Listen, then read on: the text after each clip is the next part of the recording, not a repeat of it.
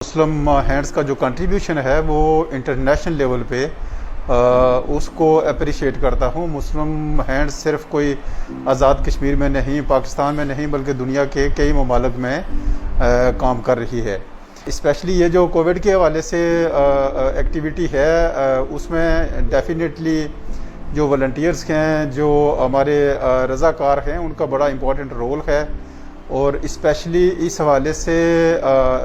मुस्लिम hands ने यहाँ district government के साथ, डिविजनल एडमिनिस्ट्रेशन के साथ बड़ा अच्छा कोऑपरेट किया है।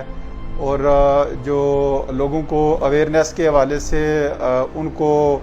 मास्क फराहम करने के हवाले से, उनको खुराक फराहम करने के हवाले से, और इवन के क्वारंटाइन जो हमारे सेंटर्स थे उनकी मैनेजमेंट में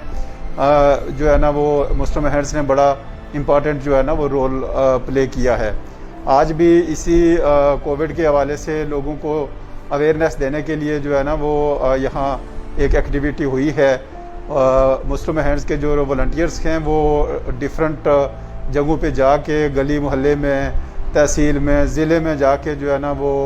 लाउड स्पीकर्स के ज़रिए, डिफरेंट प्रिंट मीडिया के ज़रिए, इलेक्ट्रॉनिक मीडिया के ज़रिए, वेब चैनल के ज़रिए जो है ना वो लोगों को सेंसिटाइज़ कर रहे हैं, उनको अवेयर कर रहे हैं कि ये कोविड से महफूज रहने के लिए क्या क्या जो है ना वो स्टेप्स लोगों को खुद लेना चाहिए। तो इस हवाले से मैं मुस्लिम हैंड्स का शुक्रगुजार भी हूँ कि उन्होंने अपनी सारी सर्विसेज को इस तरफ डाइवर्ट किया है, क्योंकि बेसिकली ये हेल्थ इमरजेंसी है और ये कोई भी गवर्नमेंट जो है ना वो अकेले इससे कोप अप नहीं हो सकती, बल्कि इसमें डिफरेंट NGOs का